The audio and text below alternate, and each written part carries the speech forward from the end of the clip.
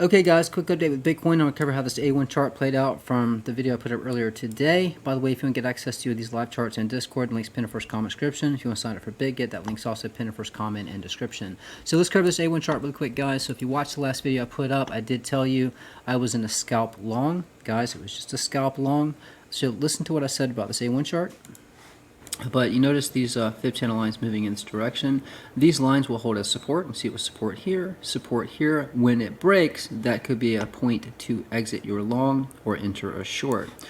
So I was talking about this line here as an example, how this could play out over here. As long as you're above or before this line, holding as support, you'd be in your scalp long. As soon as you cross this point, that could be a point you would take profit or short.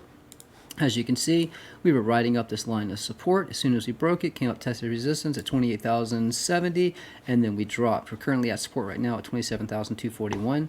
And as I mentioned, I was in a scalp long also because of the H1 chart. 27,100 was strong support. I entered above that. I did have my stop loss set close to my entry. I didn't lose any money, but I didn't make anything on that long either.